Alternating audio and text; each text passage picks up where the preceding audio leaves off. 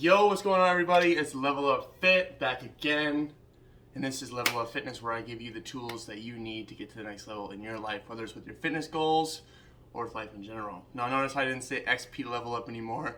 That is because I want this channel to be called Level Up Fitness, just like all of my other names on all my other social media channels, just so it kind of blends in well. I don't think that XP Level Up makes as much sense as Level Up Fitness when everything else is Level Up Fitness. So anyway, today I want to talk about a legendary fat loss tool. Okay, now what if I told you that you could lose fat and build muscle without hardly trying? Okay, and now when I say hardly trying, I mean relative and compared to if you were to be in the typical calorie deficit, restrictive diet, tons of cardio, right? Obviously that's not easy compared to this. Now, so you might be asking, what is that? What do you mean by that? Well, one of the most successful methods that I've seen and dealt with in my personal training career and in my own fitness journey is what's called body recomposition, okay? Now, most of the time when I have clients come into my gym and they want to lose fat, most of the time they're not morbidly obese. They don't have, hundreds of pounds of fat to lose. They're not like, on the brink of death overweight. They're just simply, they have maybe 20, 30 pounds to lose, and they'd be in a pretty much healthy range. So instead of telling them like, okay, we need to put you on a restrictive diet, we need you to have you track your calories, we need you to have you do this and do that, which is proven many times, by the way, to not be very productive for those that are coming out of being sedentary and not eating well. It's not the smartest decision to throw them in the deep end of dieting and tell them that they need to, cut a bunch of calories, completely change the composition of their food, and pretty much force them into a completely different lifestyle before they even made any steps to really make that reliable and sustainable. So instead of that, the first thing that I do is, without even making any changes to their diet, I first have them perform strength training, resistance training over a period of time. And then from there, we make very small tweaks to their diet, meaning pretty much by small tweaks, I mean more protein, enough protein. So 1 gram per pound of body weight is a very simple kind of calculation for that. You could get deeper into it and do like the 0.8 grams, or you could calculate your lean body mass and, eat 1 gram per pound of lean body mass. But I think it's just much more simple for people to just do 1 gram per pound of body weight, especially if they're not morbidly obese. They don't need to kind of compensate for the fat tissue. So 1 gram per pound of body weight, and then at that point, once they do that, then okay, I have them eat 3 to 4 meals a day and try to find a maintenance level, meaning that they don't gain or lose weight. Now, why is that? Because how body recomposition works is essentially through strength training, through resistance training, through smart programming, strength training that causes lots of disruption to their homeostasis, to their physiology. That causes a lot of gains. They'll build a lot of muscle tissue, and that muscle tissue will replace fat tissue, will burn off fat tissue, and it will spike their metabolisms because they have more muscle tissue. So what does this mean? This essentially means that you can pretty much lose fat and build muscle with hardly making any fluctuations in your weight, if any, okay? So the reason why I say that you can do this without trying is because you don't need to make nearly as life-changing decisions, at least in the beginning, to do body recomposition compared to super strict fat loss, cardio, dieting, okay?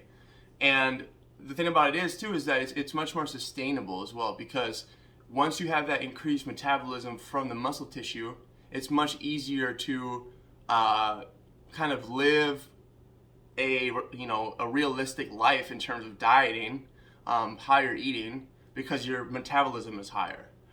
So you don't need to be so restrictive compared to if you were to say, do the cardio fat loss route where you burned a bunch of weight, or you lost a lot of weight rather, through cardio and restricted dieting. But in that process, you actually lose lean muscle tissue because of the fact that you're not doing much, if any, resistance training. And that actually lowers your overall metabolism, and it makes it harder to sustain that. That's why a lot of rebounding happens from these 30-day fat loss programs, these fad diets, etc., where they give this like insane amount of restriction. Is because, unfortunately, when you restrict yourself that much in such a short time, your metabolism doesn't have time to adapt to that. Okay, so what happens is that you lose all this weight, but your body is still used to functioning at a level that was much higher than that before in terms of calorie intake. So what happens is that you get a lot of hunger hormones, you feel kind of weak, you feel kind of lethargic, like you look better, but you don't feel much better, right? And that's the thing. I mean, now don't get me wrong. If you're fat and you lose fat, you're gonna feel better than when you were fat, period.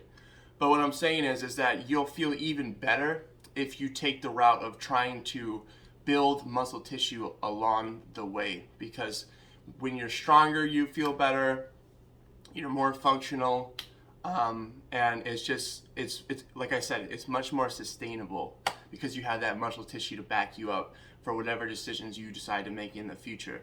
Now, I do recommend that if you are super overweight, if let's say you have 50, 70, 100 pounds to lose or whatever the case, then you do kind of need to go into a caloric deficit immediately, maybe even do some cardio and get yourself to a relatively decent body weight that you can consider to be acceptable for yourself, and then perform the body recomposition, okay? But I tend to prescribe body recomposition to all of my clients that I feel need it in terms of the general population, because most people that come to me don't have a ton of weight to lose. They just have unwanted fat that they want to lose, and they don't know how to do it, so they come to me, and that's what I do. I get them strong, I build muscle tissue on their bodies, and through that they tend to get tons of benefits from that alone, okay? And that's one thing that I'm going to be going into more in the future, as well as exactly how much strength training is beneficial compared to any other form of exercise. Not necessarily in comparing, well, I guess that sounded like I was kind of comparing it, but I'm not trying to necessarily say that one's better than the other, because at the end of the day, what's the most beneficial to your health is what you can adhere to, okay? So take that as well. The best fat loss, muscle gain, whatever program that you want to do, the most important aspect of that is whether you enjoy it or not, to create adherence and consistency, period. Any program out there will produce results for you if you adhere to it to a degree, okay? So, don't think that body recomp is the only way, or, this method is the only way, that method. There's so many methods that work.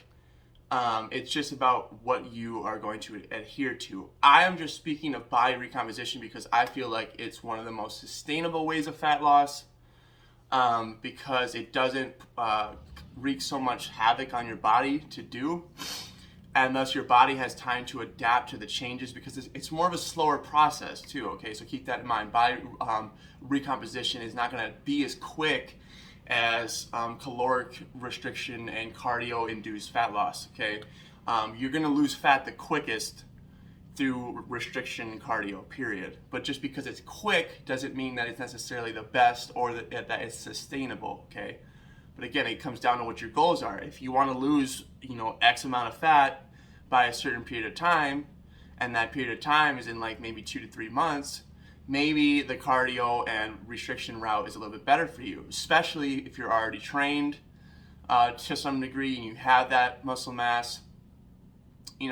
That will be a little bit more kind of reliable than if you are completely untrained, novice, barely any lean muscle tissue, and you want to lose a ton of fat.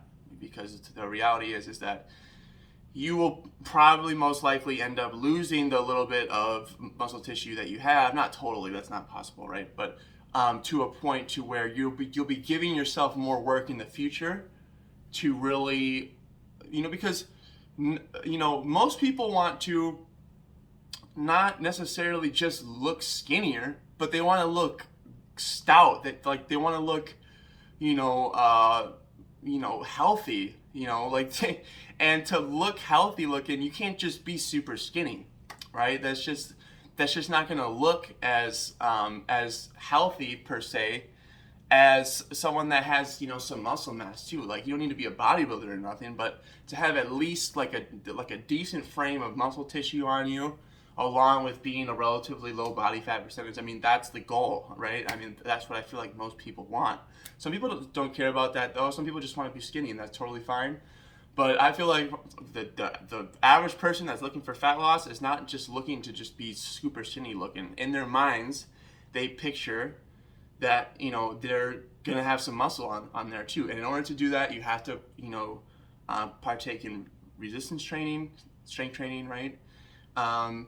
And so I just feel like, for me personally, my highest recommendation of a fat loss method is biorecomposition, because it takes the least effort to do, meaning it's reliable, it's easy to adhere to, as long as you have patience, and it's sustainable. Once you build the muscle mass, it'll be much easier to kind of move the compass in terms of what you want to do with your body once you've built that solid foundation.